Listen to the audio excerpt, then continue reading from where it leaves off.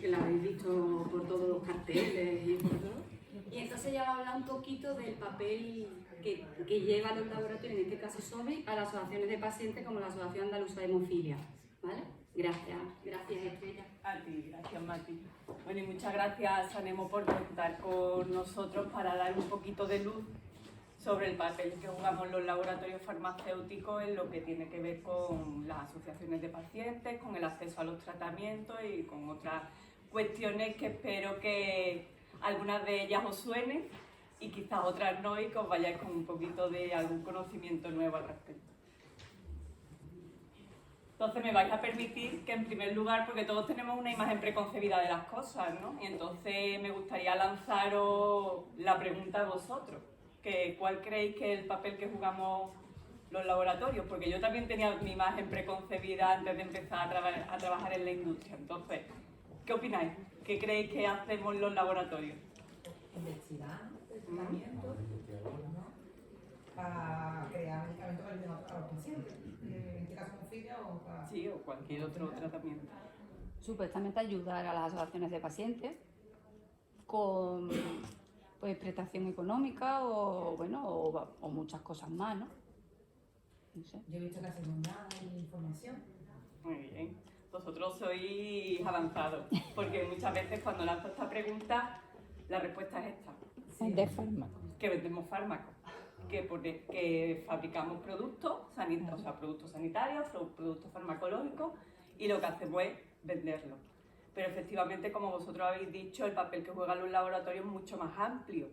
Y vosotros habéis comentado algunas de las cuestiones y yo os voy a aportar algunas otras más. Es que antes de vender eso hay que hacer muchas cosas. Efectivamente. Y no solamente la cuestión mercantilista de lo que es el producto en sí, ¿no? Porque todo eso tiene una finalidad y una función. Entonces, en los laboratorios, como vosotros decíais, se trabaja la innovación. Se trabaja mucho la innovación a través de la ciencia precisamente para eso, para crear productos que sean de utilidad, pues, para curar enfermedades, para alargar la esperanza de vida, para paliar efectos secundarios de o sintomatologías de las propias enfermedades. Se avanza en ciencia, porque muchas veces hay investigaciones que no llegan al puerto que se le presuponía en una hipótesis inicial, pero ese camino recorrido contribuye y ayuda a que otras investigaciones puedan tener un punto de partida y puedan desarrollarse. Se resuelven problemas de salud, se mejora la calidad de vida de los pacientes, se hace formación, se trabaja la información y se ofrece apoyo y colaboración. Y también trabajamos y contribuimos mucho, aunque no se crea, a la sostenibilidad del sistema.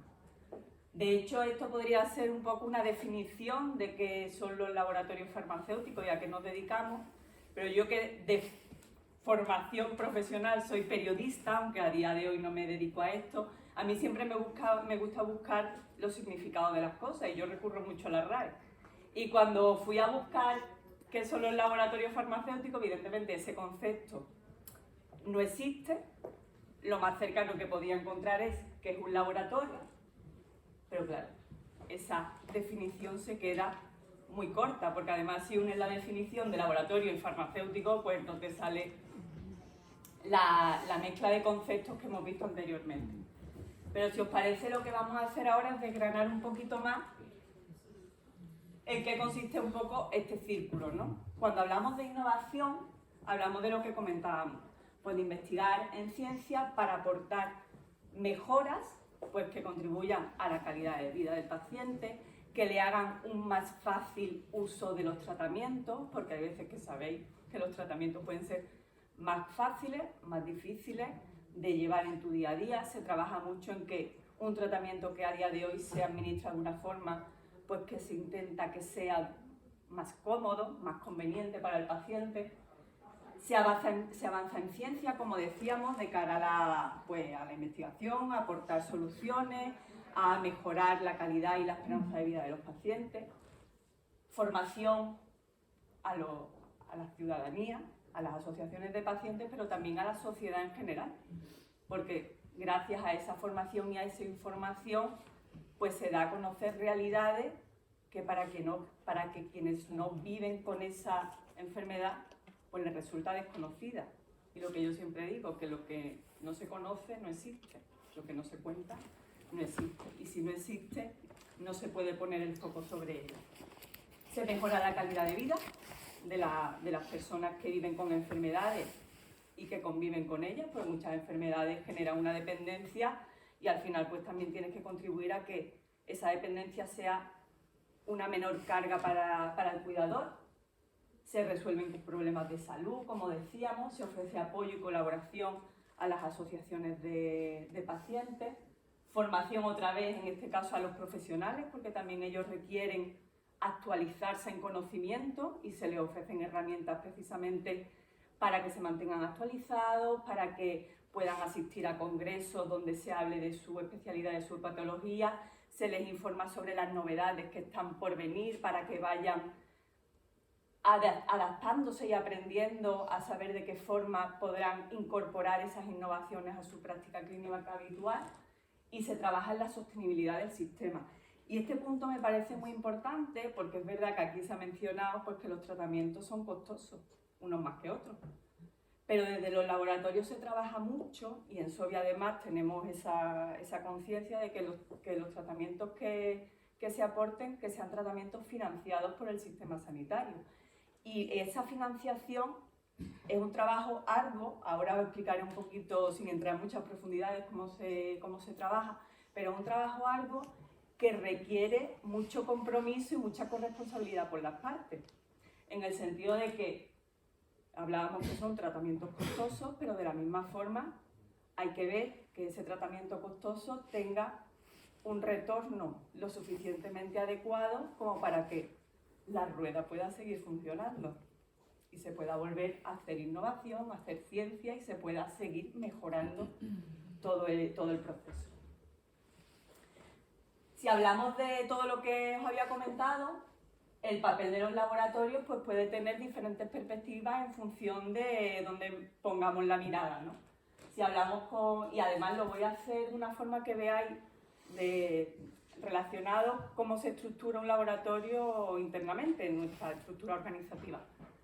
Con la sociedad, pues a través de los departamentos de regulatory, que son los que trabajan la regulación y garantizan que todos los procedimientos que se hacen acorde a ley, se hace acorde a la normativa y son procedimientos que garantizan la seguridad de que el medicamento que se pone en el mercado es seguro, eficiente y eficaz.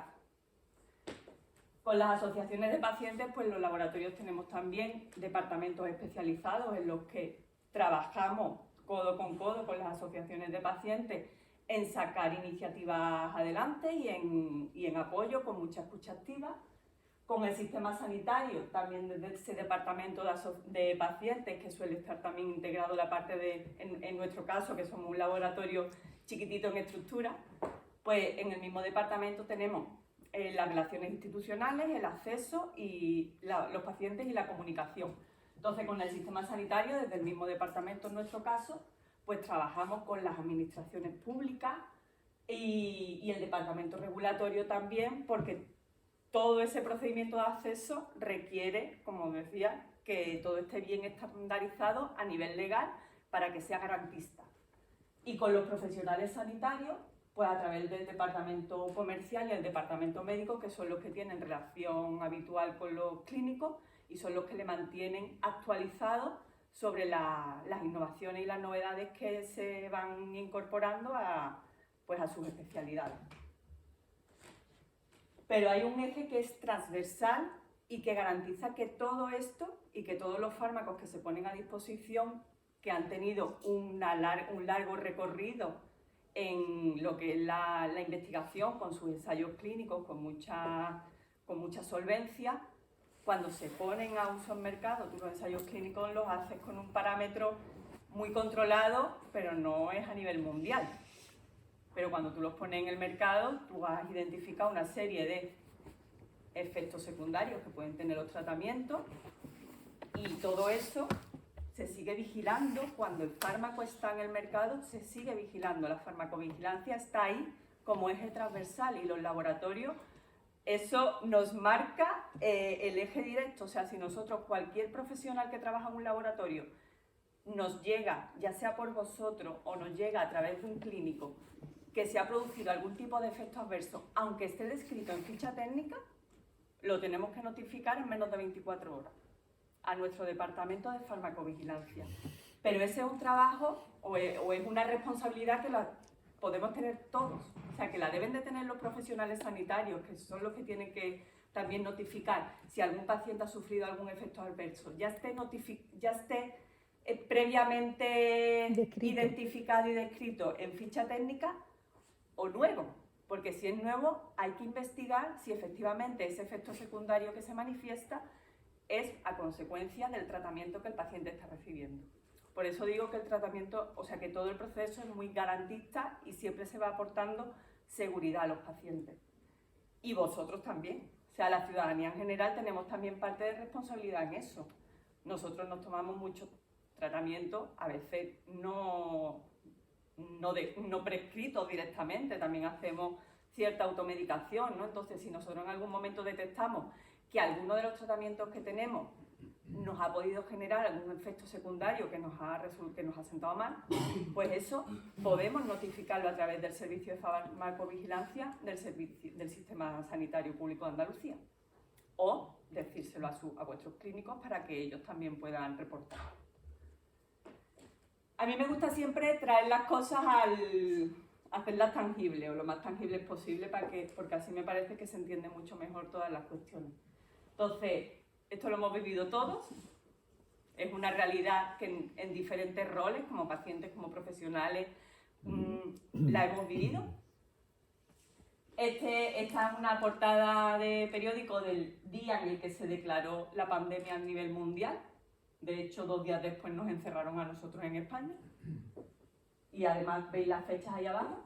Y esa es la portada del día en el que España empezó a vacunarse, en el que se puso la primera vacuna del COVID. ¿Qué veis vosotros que hay entre estas dos? ¿Qué diríais que hay entre estas dos imágenes? Yo la segunda esperanza. Eso es lo que te transmite como emoción. Sí, hombre, una esperanza de... Yo por el tiempo que en tan poco tiempo es que en marzo de la pandemia de 20 y en diciembre ya tenemos vacunas. Investigación, investigación a marcha forzada. Efectivamente. Lo que cualquiera puede ver, lo más evidente, es que hay un muy corto espacio de tiempo desde que se produce esto hasta que llegamos a eso. Para mí, y creo que para todos nosotros, lo más importante es esto. Y que además lo que estabais referenciando, que gracias a la colaboración y al trabajo de todos, de los científicos, de la industria farmacéutica y de la administración pública, se trabajó por un objetivo común que era erradicar la pandemia. Pero ahí nosotros también como pacientes, y ahí yo me incluyo, pacientes como ciudadanía, jugábamos también un papel, porque si la vacuna no se pone, pues esto no sirve para nada. Quiero decir que ahí voy también a la parte de la corresponsabilidad, que el sistema sanitario es de todos y todos tenemos que ser corresponsables cada uno en el rol que juguemos. Y por eso traigo esto, porque somos 3 piezas de un mismo puzzle. A día de hoy, el sistema sanitario y la industria, pues estamos condenados a entendernos, la verdad. Trabajamos juntos, hay mucho diálogo, hay muchas conversaciones y a los pacientes se les tiene muy presentes. Pero en mi opinión, los pacientes no tienen que estar muy presentes en las conversaciones, tienen que estar presentes en las conversaciones. Hay que hacer, el trabajo tiene que ser colaborativo al 100%. Hay muy buenas intenciones, se trabaja, se tiene en cuenta, pero no se llega a los resultados que efectivamente serían necesarios.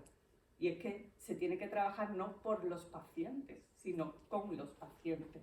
Y ahí estamos hablando de una preposición que cambia mucho el sentido de la palabra. Damos el salto un poco a la parte que tiene que ver y entramos en profundidades en los diferentes aspectos que habíamos hablado antes, ¿no? Y en la parte del acceso, es todo ese proceso que favorece que los tratamientos lleguen a los pacientes, lleguen a quien los necesita. Y esta es una representación del proceso en sí mismo. Aquí falta la primera parte, que es la parte de la investigación. Y la investigación de una molécula, antes de que empiece siquiera a plantearse en autorizar su uso, pues podemos estar hablando de una investigación que puede durar 10 o 15 años y que llegará o no llegará a buen puerto, que llegará o no llegará a producirse un ensayo clínico. Y solamente un 10%, bueno, perdón, menos del 10% de los ensayos clínicos que se ejecutan después de esos 10 años previos de investigación en la fase preclínica, llegan a convertirse en un producto autorizado para su comercialización. Y todo eso requiere una inversión que hay detrás muy importante por parte de la industria y una apuesta. Aquí lo que vemos en la representación es la realidad nuestra, la que nos afecta a nosotros en España y a Europa, que es donde pertenecemos, ¿no? Y es la regulación que nos marca la hoja de ruta. Y aquí tenemos agentes que son reguladores de autorización y también la fase de financiación y de gestión. Digamos que ahí van jugando diferentes actores en este proceso.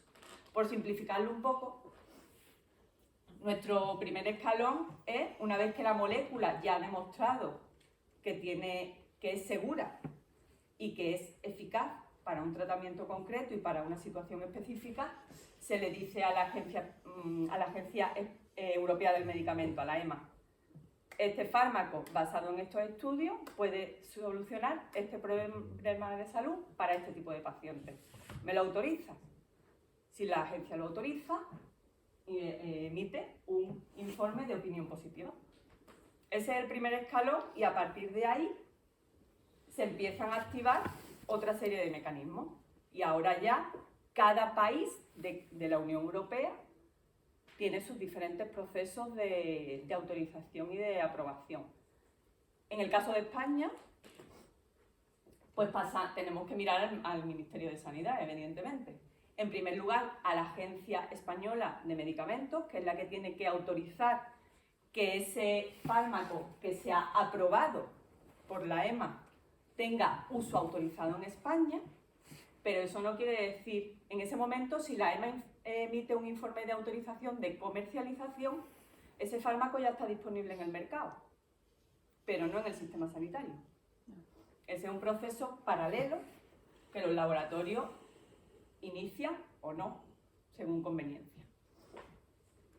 Cuando se inicia ese proceso con el Ministerio, pues ahí hay una serie de intríngulis y procedimientos, pues ahí se emiten unos informes de posicionamiento terapéutico, tienes que demostrar, tienes que aportar una serie de documentación y tienes que hacer una negociación también precisamente de lo que hablábamos, ¿no? Del proceso de financiación y establecer una negociación sobre qué coste va a tener ese fármaco, ese producto, para el sistema sanitario en función de el volumen estimado de pacientes a los que tendría que ir dirigido. Pero ese proceso puede durar bastante tiempo, dependiendo del tipo de fármaco. En el tema del COVID fue especialmente rápido y espectacular. Eso demuestra que si las cosas se quieren hacer rápido, se pueden hacer, pero es verdad que en ese momento Solo era eso. solo era eso.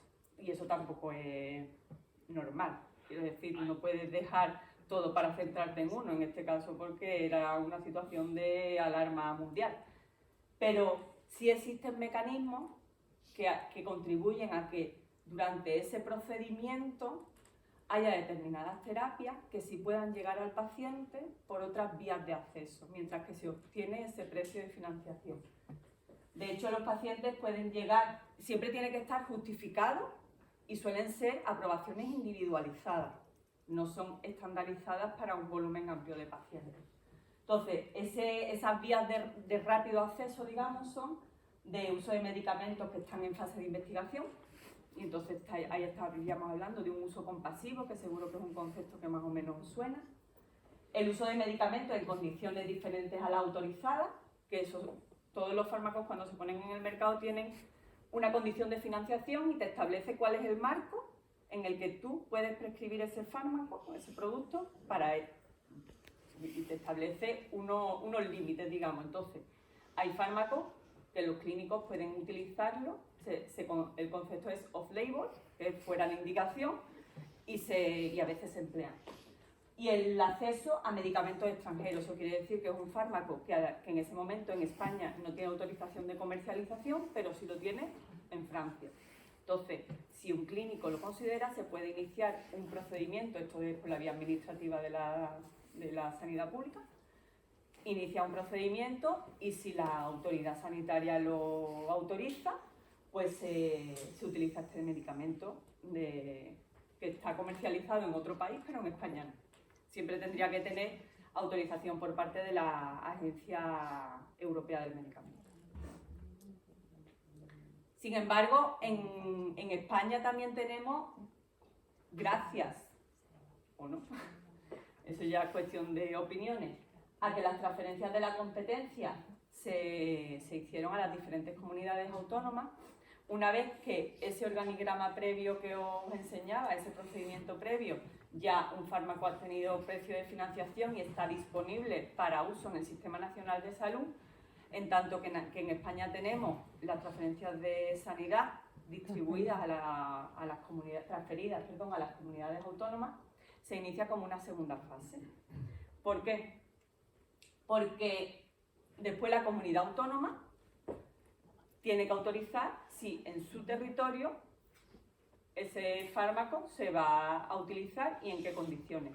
Si bien es cierto que todas las comunidades autónomas están representadas en la Comisión de Financiación de Fármacos en el Ministerio, después como que esa decisión del paraguas nacional hacen la foto a su territorio.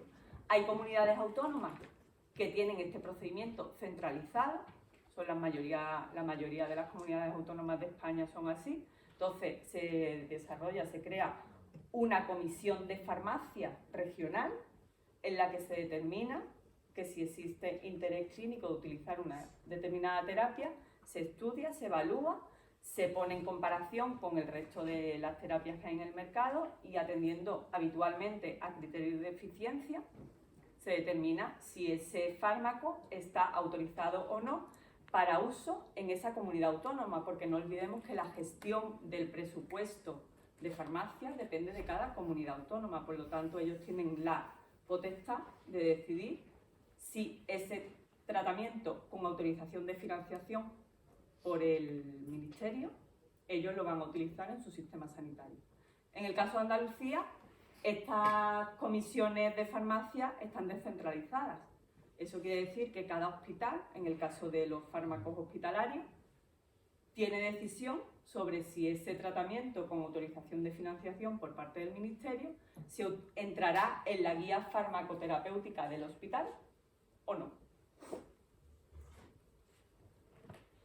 Como mencionaba anteriormente, todo este procedimiento ha tenido muchas evoluciones a lo largo del tiempo. Se han ido incorporando herramientas para contribuir a aportar más rigor al procedimiento, a aportar una visión más amplia del procedimiento, y para ello se creó la red de evaluación de medicamentos, la creó el Ministerio, que es Revalmed, donde se crearon 7 nodos de trabajo donde están expertos de todas las comunidades autónomas y lo que hacen es elaborar esos IPTs, que son los informes de posicionamiento terapéutico, y que se utilizan por parte del Ministerio para determinar si es el valor que aporta ese tratamiento en función de la realidad en la que llegue. Quiere decir, si es un tratamiento súper innovador porque es el primero que hay para una enfermedad concreta, o qué situación tiene ese tratamiento en función de la realidad de la patología para la que esté indicado.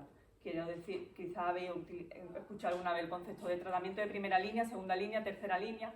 Pues esos informes de posicionamiento terapéutico lo que determinan es si ese tratamiento entra en uso para una primera línea de tratamiento, una segunda línea, una tercera, o si no tiene indicación de financiación, que también puede ocurrir. Nos salimos de la parte del acceso. Si después tenéis dudas y os las puedo resolver, os lo comentamos. Y vamos al papel de los laboratorios en lo que tiene que ver con una realidad quizás más cercana también a vosotros. La otra os afecta muchísimo, por supuesto, a todos los pacientes. Nos afecta mucho a todos los pacientes. que es la parte de la formación, la información y la colaboración que os comentaba anteriormente. Y aquí voy a utilizar ejemplos de los que hacemos nosotros en la compañía.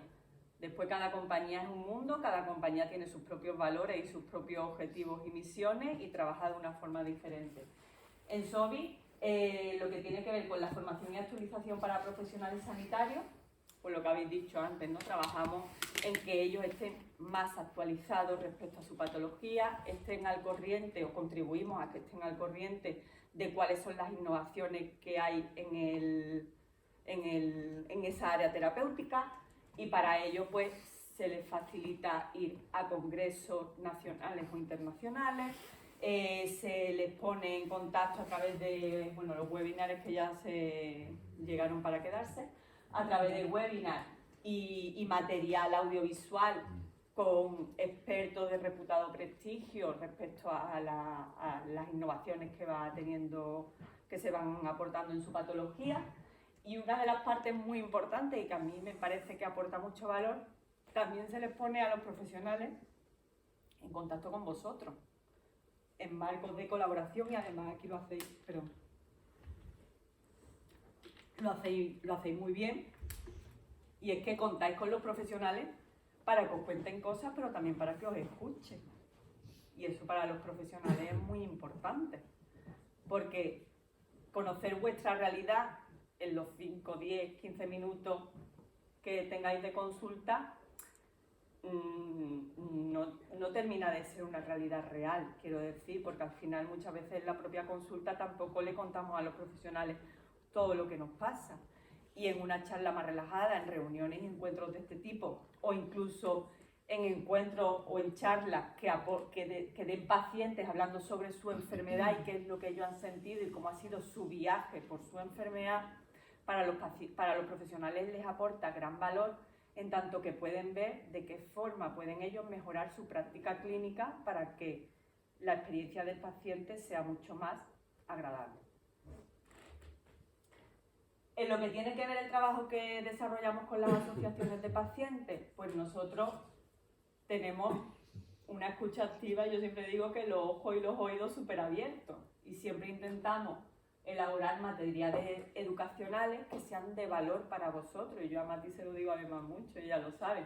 Mati, cualquier tema que tú identifiques que podemos hacer porque es útil para vosotros en vuestra práctica del día a día con vuestros asociados, decírnoslo, porque nosotros lo trasladamos internamente y trabajamos en materiales que contribuyan a que el trabajo que vosotros desarrolláis en las asociaciones pues también sea más efectivo y más valorable para vuestros asociados, y que se cubran las necesidades que vais detectando.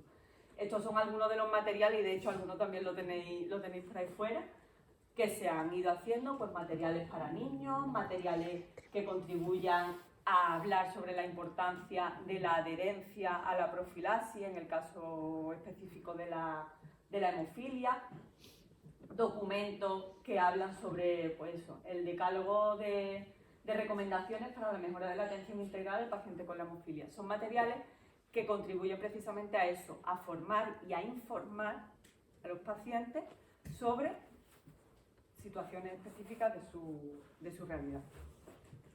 Y también hacemos proyectos institucionales. Nosotros trabajamos mucho con las administraciones públicas porque nosotros también tenemos contacto muy directo con vosotros. Entonces, todo lo que vosotros nos trasladáis, nosotros intentamos también que llegue a oídos de la administración, y para eso pues desarrollamos estrategias que generen esos momentos de encuentro y de que se aporten documentos, que se generen ideas y discusiones que contribuyan a mejorar pues la realidad de vuestro día a día, ¿no?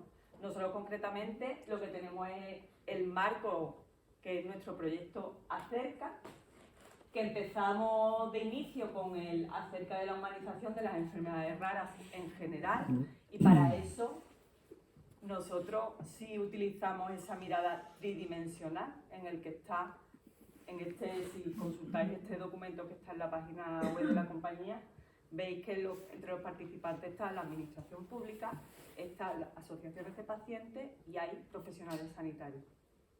Siempre intentamos que los proyectos tengan la mirada amplia del abordaje de la situación. Y ahora, a día de hoy, por anunciaros un poco lo que está por venir, pues dentro de este marco estamos trabajando en el acerca de las enfermedades raras hematológicas, con idea de poner el foco en la realidad específica de la enfermedad rara hematológica. Porque, como os decía, este puzzle debe de estar así, integrado, no a punto de llegar.